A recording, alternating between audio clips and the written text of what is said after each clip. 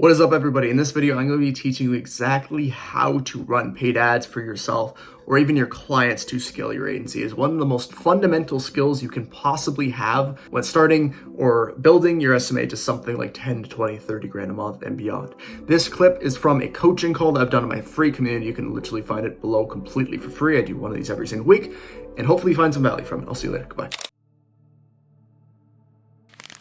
Well, I think the skill of running ads is pretty crucial. I think learning that like really well is super, super key, if I'm going to be honest, because the skill of running ads in any business is still probably going to apply at like any time where you're at. So as long as obviously you're a business that's not making any money where you can't afford to run ads, you're probably going to start running ads at some point. It's how highly leveraged it is, even for yourself. So I always like, if I was you and I was kind of restarting like an appointment setting agency or something like that, I would always outsource the setting first. I would always outsource the vetting and the qualifying before the running the ads, because first off, probably running the ads could take less time than the other manual work that you're hiring this guy for, like you mentioned. It's probably going to take less time because again, you just have to click some buttons on Facebook, click some buttons on Google, and run it. On the other hand, the other one is consistent leads coming in that you're any time during the day you pick up your phone and you call them and you qualify them and whatever.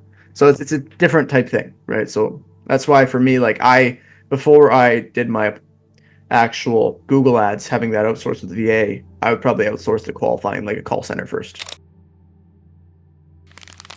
I am personally a big fan of ads, so that's just my opinion. I have a few nuances when it comes to when to run ads. I think you should be closing clients consistently, and you can successfully predict the percentage of clients you're going to close. So if there's a beginner talking to me and they're like, "Hey, I took 10 sales calls," and they want to run ads, I'm like, "No, don't do that. First of all, just don't do it." Secondly, you have to know they're targetable. So if you're targeting your niche, they probably are, because I know many people targeting those types of businesses. It's just many people do it. And then what's the third thing? Obviously, you're going to get them good results, and you can have calendar space to sell them, right? So you obviously need to book yourself out with sales calls. And the reason is with advertising, it's less manual work. So you don't have to keep hiring VAs. You don't have to keep scraping lists. You don't have to do anything. It's just $25 to Facebook. They get booked on a Calendly, sales calls.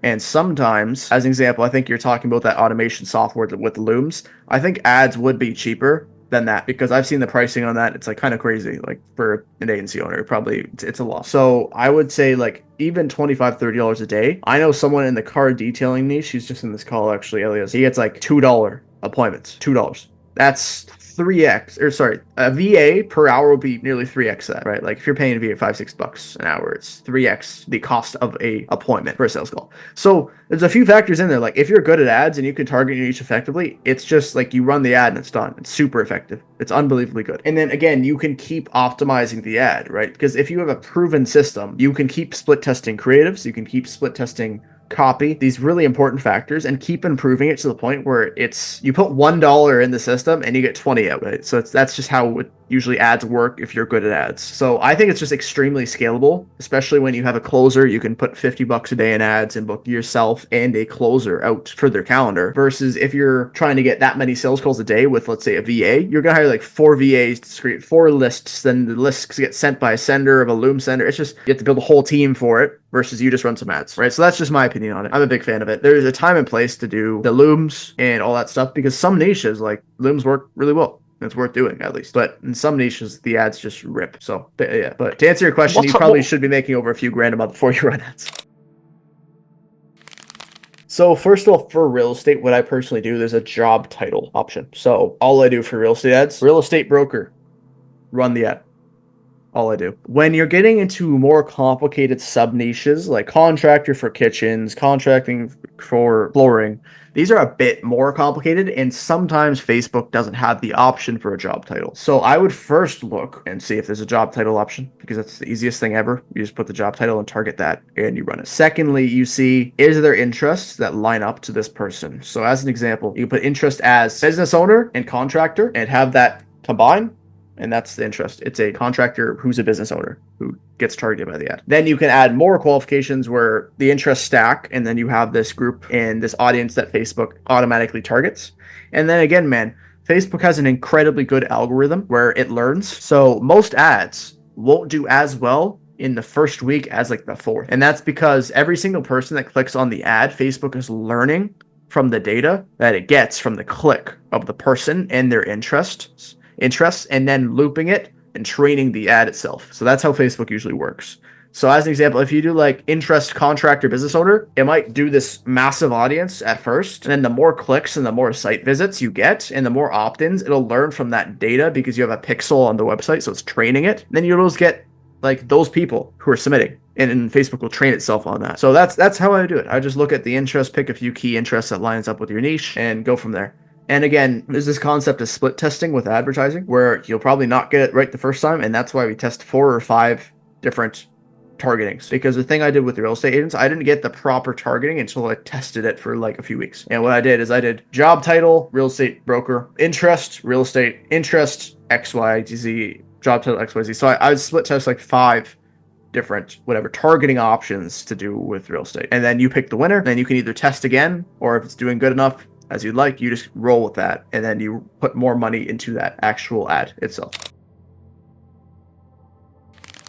That's up to the market, and I say that because it completely depends. There can be a static image ad that's pattern disrupting that people see while they're scrolling, and it catches them off guard, and it just rips. Does amazing. On the other hand, if you have a great hook of a video, and there's tons of edits flying around the screen left and right, and they're retained, and they watch the video, and they opt in, that's going to work too. Like, this is all done by testing.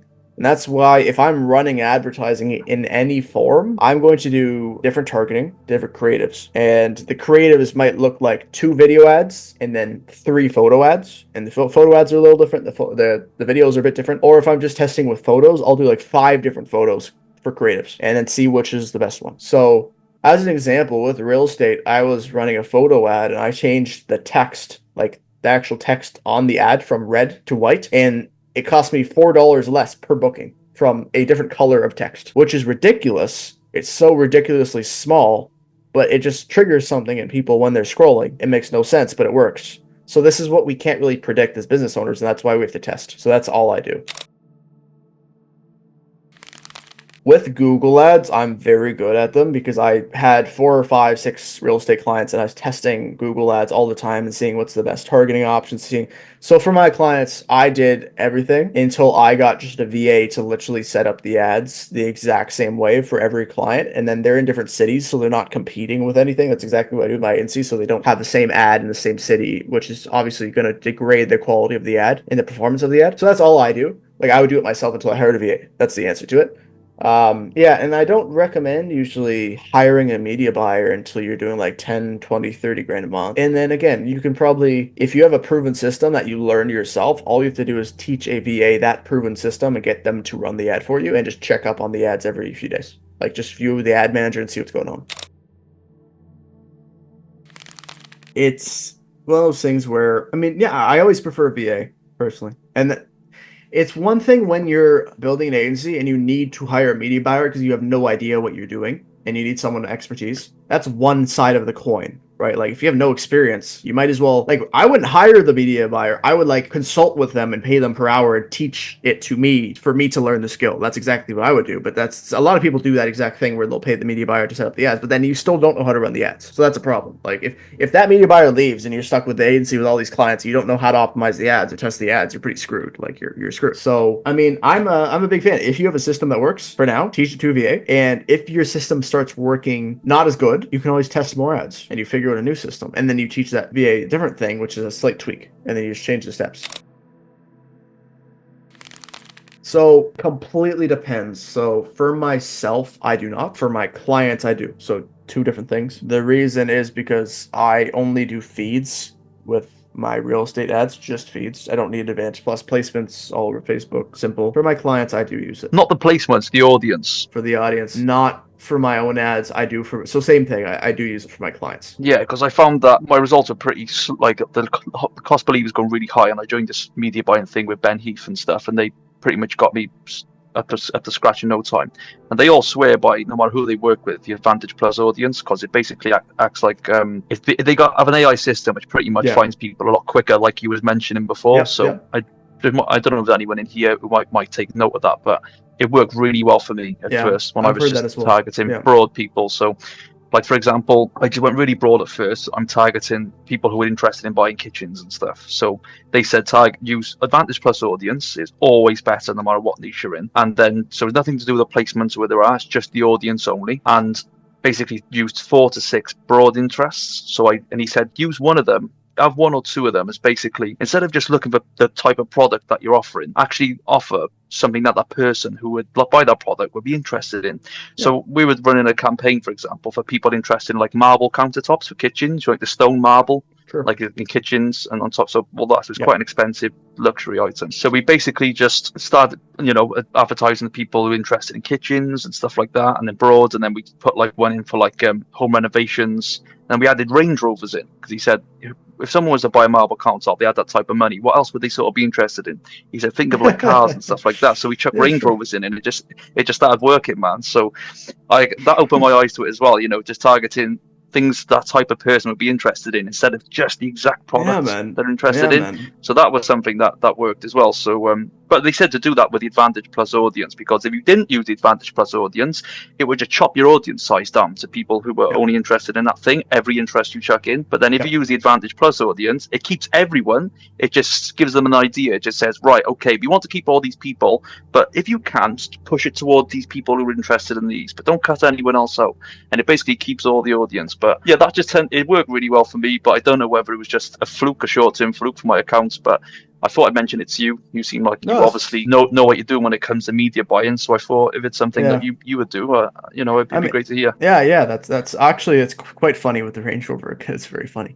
But for me personally, I've found that first off, any discount of any sort, any voucher of any sort. As an example, I have a guy in landscaping, and his offer is, I believe it's like $1,000 coupon. But again, the thing that people do is that they'll just add $1,000 to the price, and then $1,000 coupon back down to the price. Right? Like that's just a marketing technique that everybody does in terms of landscaping. So you can always do that with your clients and just tell them that the $1,000 voucher gets the price down by 1,000, etc. Next thing is before and afters. So old countertop, new countertop, side by side. Then any beautiful countertop or any new beautiful floor, any new beautiful bathroom, these things work wonders. Especially if you have a winning ad that's working with one client, and then you either get permission from your client to use it or etc. etc. If it's a winning for them, you start testing it with other clients, and then eventually you have a winning ad for all of your clients or everywhere, and you're knocking out of the park with your results because you have the same ad running for everybody. And obviously they're different cities, so this doesn't matter. Like, they're not competing. That's fine. As long as they're not competing, you can always use the same ads. It's just one of those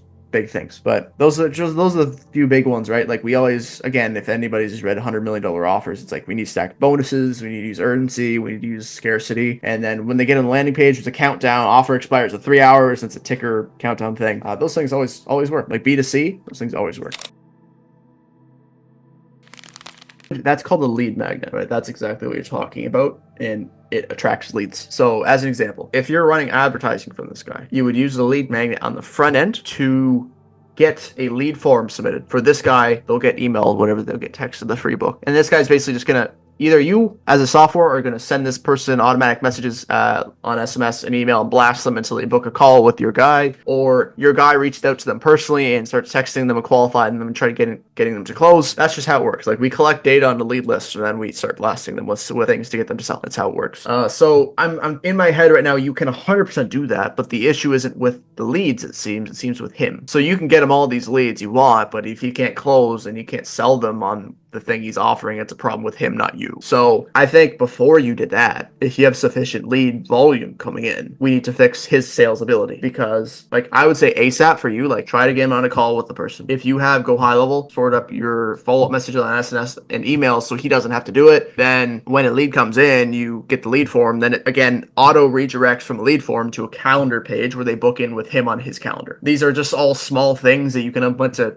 massively improve your service delivery. It just works 99% of the time. So you can optimize the hell out of that, but if he doesn't get better sales, he won't close them. Because, again, there's going to be bottlenecks at every step of the business. Like, you have to look at the business. I'm always looking, like, at businesses and going, what's the issue? Like, what's the constraint? Because, again, you can think of it as a pipe where there's water flowing through a pipe, but if it's a constraint at one place, you're screwed.